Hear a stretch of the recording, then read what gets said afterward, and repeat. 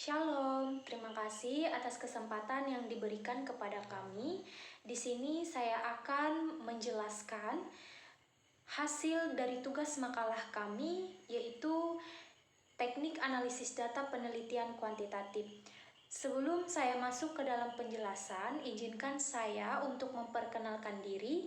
Saya berasal dari kelompok 5 dan saya juga memiliki 3 rekan anggota kelompok lainnya, yaitu ada Reka, ada Rina Rosdiana, dan ada Risanita. Baik, kita akan masuk ke dalam penjelasan mengenai teknik analisis data penelitian kuantitatif. Sebelum kita masuk ke dalam penjelasan apa itu penelitian kuantitatif, di sini kita tahu bahwa dalam pembuatan skripsi, tesis, dan disertasi ataupun karya ilmiah, pasti kita perlu menggunakan suatu metode penelitian yang harus kita gunakan untuk mencapai suatu hasil yang bagus ketika penelitian itu dilakukan, entah dengan menggunakan penelitian apapun. Di sini saya akan menjelaskan salah satu penelitian yang sangat penting untuk digunakan, yaitu mengenai penelitian kuantitatif. Apa itu penelitian kuantitatif? Mari kita simak. Penelitian kuantitatif adalah penelitian yang menggunakan angka dalam penyajian data dan analisis yang menggunakan uji statistika. Nah, dalam penelitian kuantitatif ini dipandu oleh hipotesis tertentu yang salah satunya bertujuan dari penelitian yang dilakukan adalah menguji hipotesis yang digunakan sebelumnya. Berarti penelitian kuantitatif ini ditekankan untuk memperluas informasi bukan hanya ke dalam, tetapi juga mencakup metode yang cocok untuk digunakan dalam populasi yang luas dengan variabel yang terbatas. Berarti kuantitatif ini merupakan metode untuk menguji teori-teori tertentu dengan meneliti hubungan antar variabel. Selanjutnya, di sini ada 4 pembahasan mengenai statistika yang digunakan dalam analisis data penelitian kuantitatif. Yang pertama ada statistik deskriptif. Nah, statistik deskriptif ini adalah statistik yang digunakan yang berfungsi untuk mendeskripsikan atau memberikan gambar terhadap objek yang diteliti melalui data sampel atau populasi sebagaimana adanya tanpa melakukan analisis dan membuat kesimpulan yang berlaku untuk umum. Nah, yang kedua yaitu statistik inferensial, di mana statistik inferensial ini yaitu sebuah metode yang mampu dipakai untuk menganalisis kelompok kecil dari data induknya atau sampel yang diambil dari populasi sampai pada peramalan dan penarikan kesimpulan pada kelompok data induknya atau populasi. Baik, selanjutnya akan dijelaskan oleh rekan anggota saya. Terima kasih. Selanjutnya saya akan menjelaskan yaitu statistika parametrik. Statistika parametrik merupakan bagian dari statistika inferensial yang mempertimbangkan nilai dari satu atau lebih parameter populasi. Selanjutnya statistik non-parametrik. Statistika non-parametrik merupakan bagian dari statistika inferensial yang tidak memperhatikan nilai dari satu atau lebih parameter populasi. Umumnya, validitas pada statistik non-parametrik tidak tergantung pada model peluang yang spesifik dari populasi. Statistik non-parametrik menyediakan metode statistika untuk menganalisis data yang didistribusinya tidak dapat diasumsi normal. Selanjutnya, judul penelitian. Menentukan judul penelitian merupakan pekerjaan kedua dalam penelitian setelah memilih masalah. Jika masalah penelitian sudah diperoleh dan ditemukan atau dirumuskan, maka langkah berikutnya jalan menyusun judul penelitian. Judul suatu penelitian benar-benar harus mampu menggambarkan secara tepat dengan jelas tentang apa yang akan diteliti. Karena judul penelitian merupakan hal yang penting dalam karya ilmiah.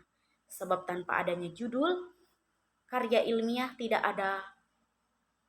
akan dapat disebut sebagai karya ilmiah. Selanjutnya, statistik yang digunakan untuk analisis. Pengolahan data statistik pada dasarnya adalah proses pemberian kode atau identitas terhadap data penelitian melalui angka-angka, di mana sebelumnya data tersebut belum berarti apa-apa. Ada dua model pengolahan dan analisis statistik untuk penelitian sosial ini, baik untuk ekonomi, kebijakan publik, komunikasi, dan sebagainya. Statistik yang digunakan untuk menganalisis ialah pengolahan data dengan menggunakan statistik deskriptif serta pengolahan data dengan menggunakan statistik inferensial. Selanjutnya akan dijelaskan oleh teman saya Rina Rosdiana. Konsep dasar pengujian hipotesis. Hipotesis merupakan jawaban sementara atas rumusan masalah yang diajukan. Karena hipotesis merupakan pernyataan sementara, maka perlu diuji kebenaran dalam penelitian lapangan. Dengan jawaban tersebut merupakan kebenaran yang sifatnya sementara, yang diuji kebenaran dengan data yang dikumpulkan melalui penelitian. Dalam rangka fikir ini, hipotesis dapat berubah menjadi kebenaran, akan tetapi dapat juga tumbang sebagai kebenaran.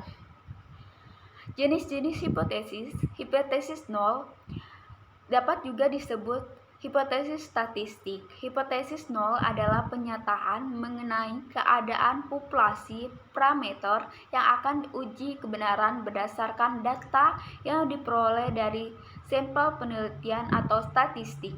Dengan perkataan lain, hipotesis nol adalah pernyataan bahwa tidak ada perbedaan antara parameter dengan statistik. Dan yang kedua, hipotesis alternatif merupakan lawan dari hipotesis nol. Istilah lain dari hipotesis alternatif adalah hipotesis kerja atau hipotesis penelitian.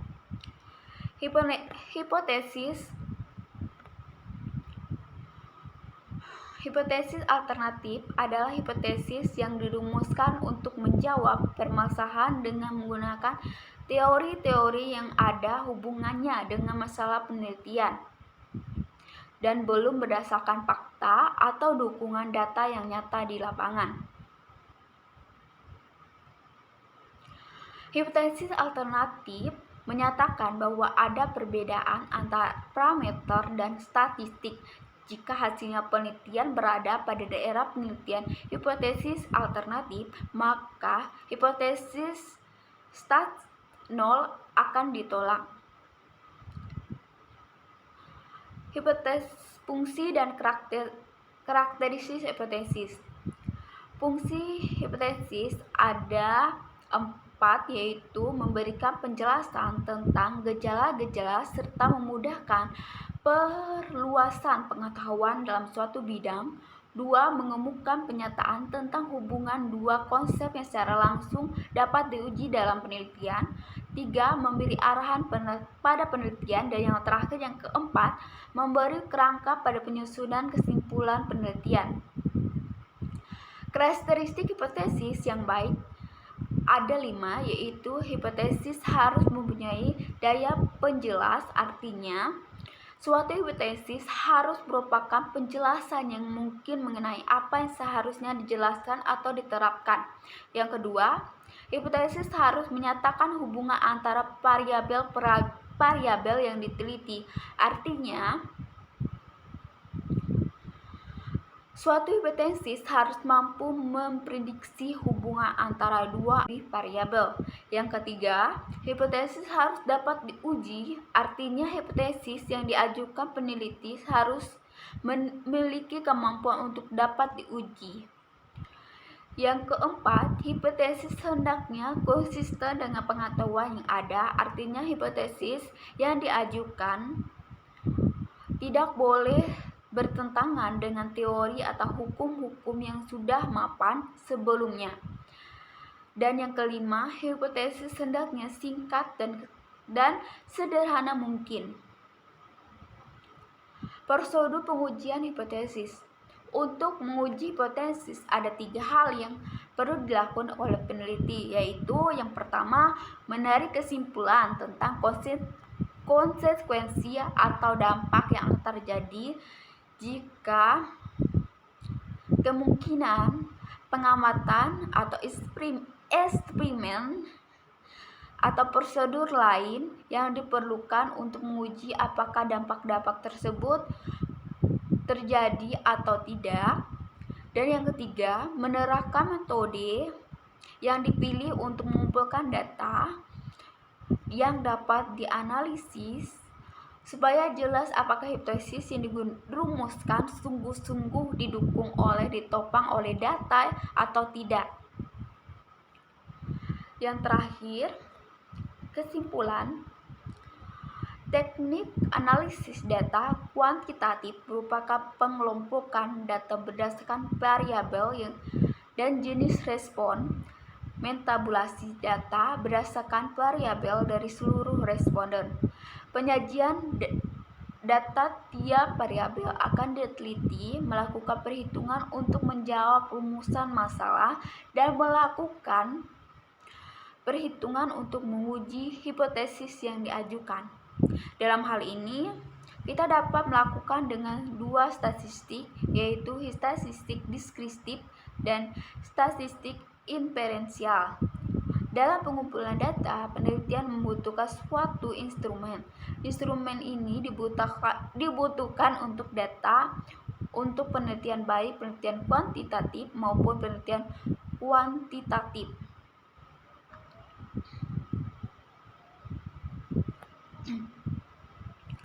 Instrumen penelitian adalah alat untuk fasilitas yang digunakan oleh peneliti dalam pengumpulan data agar pekerjaan lebih mudah dan hasilnya lebih baik, artinya lebih cermat, lengkap, dan sistematisnya sehingga lebih mudah diolah oleh peneliti.